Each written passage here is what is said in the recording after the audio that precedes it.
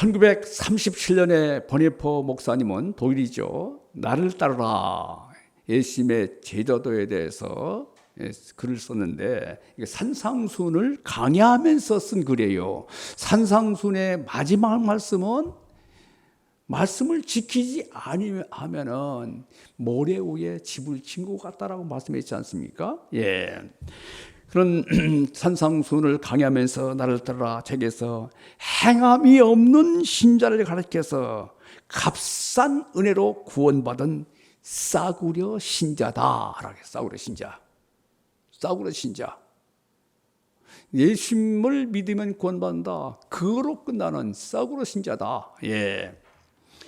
행함이 없는 싸구려 신자가 되지 말고 값비싼 은혜로 구원받은 죄자, 행함이 있는 예수님의 제자가 되도록 말씀하고 있는 겁니다.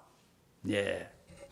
예수님께서 주는 그리스도신이다라는 베드로의 고백을 들으시고 제자들에게 주신 말씀이 뭡니까?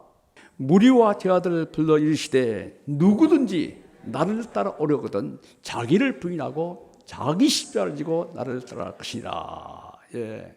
싸구려 신자들은 예수님을 주로 고백하고 나서 복을 달라고 해요. 복을.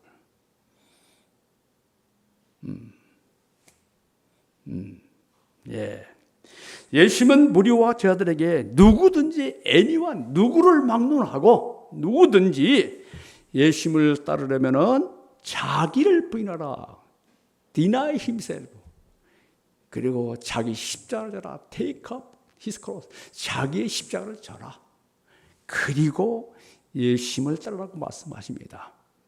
자기를 부인하고 자기 십자가를 지고 예수님을 따르라. 예.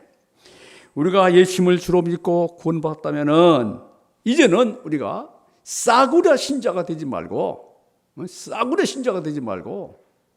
예. 자기를 부인하고 자기 십자가를 지고 예수님을 따르는 아주 값비싼 제자가 되기를 기도합니다. 아멘. 자, 예수님은 제자들과 함께 빌립보 가이사라 여러 마을로 가셨어요. 빌립보 가이사라는 어떤 동네냐면은 가이사를 로마의 황제 가이사를 구주로 믿고 있는 동네입니다. 그리고 가이사라 빌립보는 판신전, 그러니까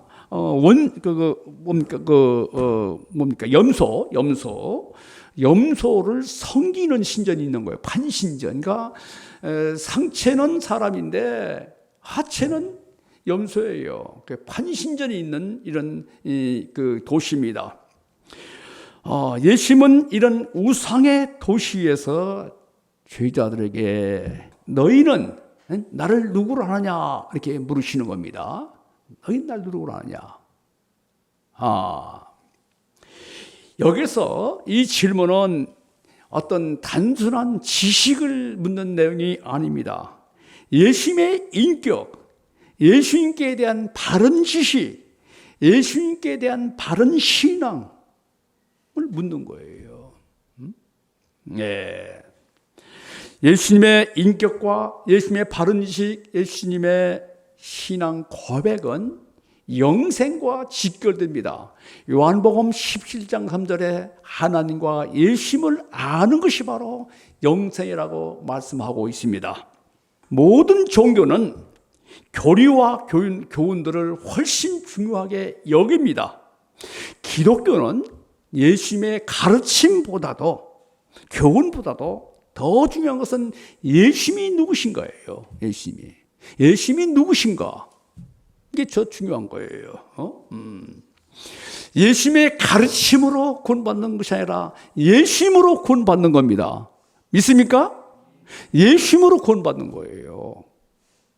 예수님의 가르침은 예수님을 믿고 따라야 될 행함이에요. 당시에 예수님에 대한 사람들의 견해가 어땠습니까? 28절을 보면은 사람들은 예수님을 세례 요한이다, 구약의 대표적인 선지자 엘리야다, 그리고 선지자 중에 한 사람으로 알고 있었습니다. 그러니까 그 당시 사람들은 예수님을 긍정적인 모습으로 보고 있었습니다. 예. 자, 예수님을 지금도 4대 성인 중에 한 사람 보고 있지 않습니까? 예수님을 4대 성인 정도로 보게 된다면은, 알게 된다면은 존경의 대상은 될 수 있죠. 그러나 찬양과 경배의 대상은 될 수가 없는 겁니다. 예수님은 찬양과 경배의 대상이에요. 예수님만이 우리가 찬양하고 경배할 유일한 왕의 왕이십니다. 예. 예수님은 사람들의 견해를 다 들으시고 저들에게 또 물으셨습니다. 그렇다면은 사람들은 이렇게 생각한다면은 너는 당신은 예수님을 누구라고 알고 있느냐? 예. 베드로가 대답했습니다. 29절을 읽어보겠습니다. 시작. 베드로가 대답하여 이르시되 주는 그리스도시니다. 그리스도시다. 크라이스트, 그리스도라고 했어요. You are Christ. 예. 베드로의 대답은 짧지만 아주 정확했습니다.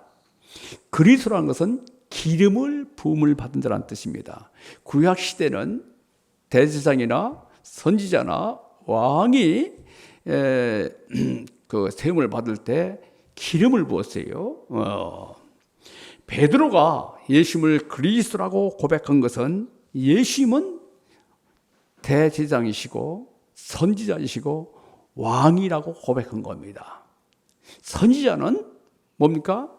하나님과 인간의 중보자 역할을 하는 것이고, 왕은 통치자이시고, 선지자는 하나님의 말씀을 대하는 자죠. 예. 자, 베드로가 신앙 고백. 예수님은 그리스도시다. 이런 신앙을 고백했는데, 고백이 주는 의미가 무엇입니까? 고백이.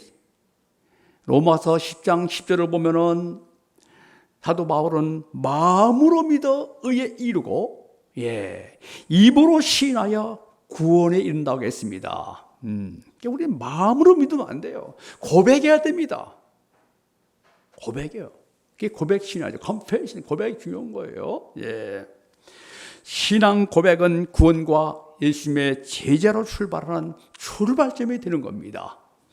자, 예수님은 베드로의 고백을 들으시고 나서 그리스도로서 반드시 겪어야 할 과정을 말씀했습니다. 31절 읽어보겠습니다. 시작. 인자가 많은 고난을 받고 장들과 대지성들과 서기관들에게 버림받아 죽음을 당하고 사흘 만에 살아나야 할 것을 비로소 그들에게 가르치시되. 예수님은 많은 고난을 받고 장들과 대지성들과 서기관들에게 버림받아 죽음을 당하시고 사흘 만에 비로소 부활하실 것을 말씀했어요. 지금까지 예수님께서는 한 번도 고난과 부활에 대해서 말씀을 안 하셨는데 베드로의 신앙 고백을 들으시고 나서 고난과 부활을 말씀하신 겁니다. 예. 왜 예수님이 고난받고 그리고 버림받으시고 죽음을 당하시고 부활하셔야 합니까? 왜 그럴까요? 이는 인간의 근본 문제인 죄와 죽음의 문제를 해결하시기 위함입니다. 때가 되자 하나님은 독생자 예수님을 하나님 어린 양으로 보내셨습니다. 그리고 예수님을 십자가에 못 박혀 죽게 하심으로 영원한 속죄의 죄사의 피를 흘리셨습니다. 이 피는 새 언약의 피고 예수님의 십자가는 대속의 십자가예요. 모든 백성들의 죄를 대신해서 속죄하는 십자가입니다. 네. 자, 예수님은 십자가에 죽으심으로 끝나지 않고 3일 만에 부활하셨습니다. 지금까지 사망이 모든 인류를 공동묘지로 다 이끌었습니다. 공동묘지로. 그러나 예수님은 죽음을 이기고 부활하셨습니다. 이로써 예수님은 우리의 그리스도가 되셨습니다. 누구든지 anyone 예수님이 십자가에 죽으시고 부활하신 것을 믿을 때 하나님의 거룩한 자녀가 되는 겁니다. 아멘. 자, 베드로는 예수님이 고난 받으실 것과 십자가에 관한 말씀을 하시자 깜짝 놀랐습니다. 그래서 이런 일이 절대로 있어서는 안 됩니다. 아주 격하게 항변합니다. 영어로 리뷰크지 격하게 반응한 거예요. 그럴 수 없습니다. 예수님은 이런 베드로를 보시고 나서 사탄아 내 뒤로 물러가라. 내가 하나님의 일을 생각하지 않고 사람의 일을 생각한다. 이렇게 말씀했어요. 그리고 무리와 제자를 불러 예수님을 따르는 제자가 가져야 될 기본 자세를 말씀하고 있습니다. 다시 한번 34절 읽어보겠습니다. 시작. 무리와 제자들 불러시되 누구든지 나를 따라오려거든 자기를 부인하고 자기 십자가를 지고 나를 것이니라. 예. 첫째, 자기 부인입니다. 예수님을 따르려면 자기를 부인해야 돼요. Deny himself. 여기서 자기를 부인한다는 것은 자신의 자존감을 버리고 자신을 비하라 이것이 아닙니다. 자기를 부인하라는 것은 자신의 죄악된 생각, 자기 중심, 아담의 중심, 아담의 생명은 뭐냐면 자기 중심이에요. 자기애로 똘똘 뭉친 거예요. 자기밖에 몰라요. 남을 생각하지 않습니다. 그게 아담 중심이에요. 네. 그리고 옛사람을 벗어버리라는 겁니다.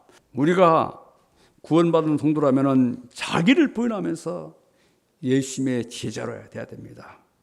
사도 바울은 고린도전서 15장 31절에서 날마다 나는 죽는다라고 했어요. 날마다 죽는다. 날마다 죽는다 했어요. 날마다. 주일날만 죽는 게 아니라 날마다 죽는다 했어요. 날마다. 여기서 죽는다는 것은 자기를 부인하는 삶입니다. 자기를 부인. 죽은 자는 말이 없습니다. 죽은 자는 감각이 없습니다. 죽은 자는 나란 존재가 없어요. 사도 바울은 사도로서의 모든 자기 권리와 주장을 앞서지 않고 다 부인했습니다. 내가 사도다. 아직도 세상의 욕망이 때문에 겉사람이 죽지 않아서입니다. 나의 겉사람이 죽어야 나의 속사람이 삽니다. 나의 겉사람이 죽고 속사람이 살아야 성령이 역사합니다. 그렇다면 여러분들은 자기를 부인하며 사는 예수님의 제자인가? 아니면은 싸구려 신자인가? 예. 내 인생이 주인이 되고 그런 욕망이 있고 그것을 부인하는, 하나님 없이 나의 계획대로 세워가는 것을 갖다가 부인하고 거부하는, 또 하나님 없이 세상에서 적당히 즐기면서 살고 싶은 것, 그걸 부인하고 거부하는 이런 내심의 제자가 됐으면 합니다, 여러분들. 우리가 날마다 자기를 부인해서 성령 역사는 구원받은 예수님의 제자가 되기를 기도합니다. 둘째는 자기 십자가입니다. 예수님의 십자가는 대속의 십자가입니다. 예수님의 십자가, 여기서 두 가지 뜻이 있죠. 하나는 내가 져야 될 존재론적인 십자가가 있어요. 부모로서, 자녀로서, 직장인으로서, 학생으로서 감당할 십자가가 있죠. 그런 존재론적인 자기 십자가입니다. 다른 하나는 사명의 십자가예요. 사명의 십자가. 그리스도의 제자로서 감당해야 될 십자가예요. 자, 십자가가 주는 의미가 무엇입니까? 당시 사형수는 십자가를 지고 도시를 통과해 가지고 사형장까지 십자가를 지고 갔습니다. 그 당시에 사형수들은 국사법이죠. 로마에 대항한 사람들, 십자가를 짐을 지고 도시를 통감을 통해서 내가 이제 로마 법에 순종하고 대항하지 않고 가이사를 주로 영접하고 순종하겠다는 하나의 상징적인 퍼포먼스예요. 자, 그렇다면 우리가 십자가를 진다는 것은 지금까지 주님을 대적하던 삶에서 이제는 주님께 복종하겠다는 하나의 선포입니다.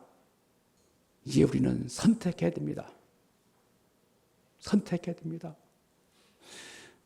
자기를 부인하고 자기 십자가를 지고 예수님의 제자로 살 것인가? 아니면은 성도라는 이름표를 달고 내 욕심과 내 뜻과 내 욕망대로 내 탐심대로 살아갈 것인가? 선택해야 됩니다. 우리가 예수님을 나의 그리스도로 믿고 고백했다면은 날마다 자기를 부인하고 십자가를 지면서 거룩한 죄자, 순례자의 삶을 살 수 있기를 간절히 기도합니다. 여기만이 영원함이 있습니다.